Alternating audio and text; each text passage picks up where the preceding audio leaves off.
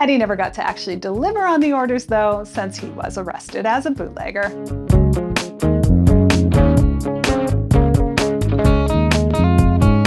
Hello, and welcome to My Tiny Bottles, the project where I'm exploring my grandmother's legacy of miniature liquor bottles, one tiny bottle at a time.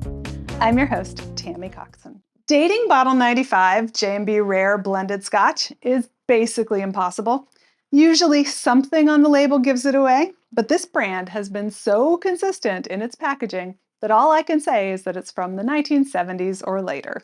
The rare old bottling was introduced in 1933, and from the beginning they have featured a list of all the monarchs of England who've given the company their royal warrant, starting with King George III, who ruled from 1760 to 1820.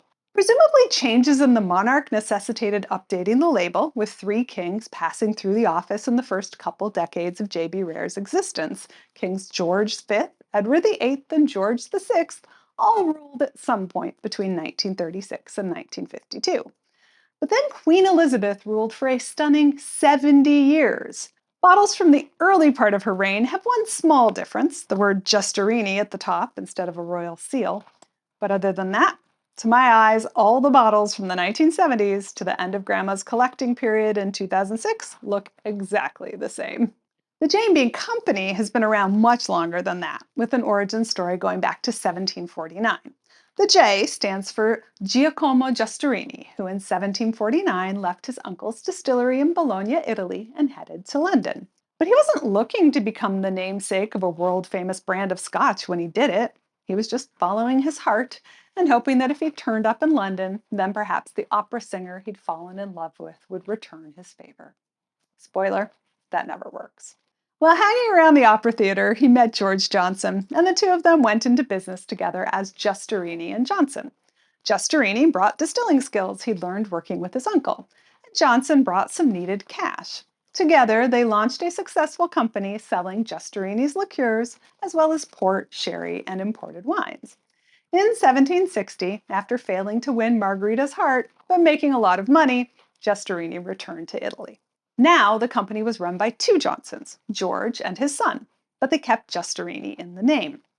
We know this from a 1779 advertisement that also includes a relevant bit of information for my bottle, that they were also selling Ishkaba, or as we would call it today, whiskey.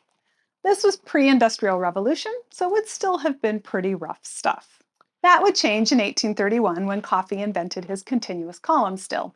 1831 was also an important year for the brand, because that's when the company was sold by the Johnson family to Alfred Brooks and became Justerini and Brooks, today better known as J&B. That's right, 71 years after Justerini had left the company, they still kept his name around, presumably for the prestige that came from being associated with Italian liqueurs. I highly recommend you read the really detailed history of the brand on Difford's Guide. I'll put a link in the episode description, but I'll try to sum up. By the 1860s, the phylloxera epidemic was devastating Europe's wine grapes and destroying both the wine and brandy markets in the process. Scotch whiskey was one of the big winners of that market turmoil, since it was made from grain, not grapes. By the 1880s, brands like Johnnie Walker and Dewar's were all the rage, producing blended whiskeys that combined heavier single malt Scotch with the lighter grain whiskeys made possible by the column still. J&B, which at this point, by the way, was owned by neither a J nor a B, dabbled in whiskey. This included buying up stocks of aged Scotch and bottling them as a club whiskey under their own label. But they were still mostly wine merchants. That would change thanks to US prohibition.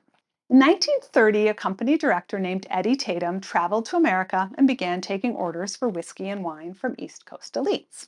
This was 3 years before repeal, mind you, and the plan was that Eddie would transport the goods to outside the 12-mile limit, where the wealthy could pick it up in their own yachts. Eddie never got to actually deliver on the orders, though, since he was arrested as a bootlegger. The company denied all involvement, and although they demoted him to just an employee rather than a director, they did keep paying his legal bills until the case against him was dropped. Out on bail, Eddie was even more convinced that there was a market in the US for a light blended Scotch, and set out to create a product tailor-made to a post-prohibition America. In 1932, the company created J&B Rare Old, a blend of 42 whiskeys, with most of the malt portion being lighter Speyside malts. In 1936, the first bottles were shipped to America, where Eddie was proved right. Americans really did like J&B, and by the 1960s, it was a very successful brand. So then it did what every successful brand does and got bigger by combining forces in 1962 with W.A. Gilby, the makers of Bottle 78, Gilby's Gin, to form International Distillers and Vintners. Known by their initials, IDV, they have been behind many of the brands I've talked about on My Tiny Bottles, like Malibu and Bailey's. Today, the Justerini and Brooks brand lives on inside modern spirits giant Diageo. And despite the success of J&B Rare, they're still primarily fine wine merchants, specializing in top-tier Bordeaux and providing brokering and cellaring services. As merchants, J&B Rare was never their only Scotch, just the one they gave their own name to, so their website also features rare whiskeys from a variety of top Scotch producers.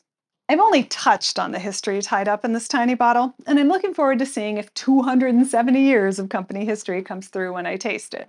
Are you a J&B fan? Tell me what I have to look forward to. You can leave a comment at mytinybottles.com or on social media at mytinybottles on Instagram and Facebook and at TammyLC on Blue Sky.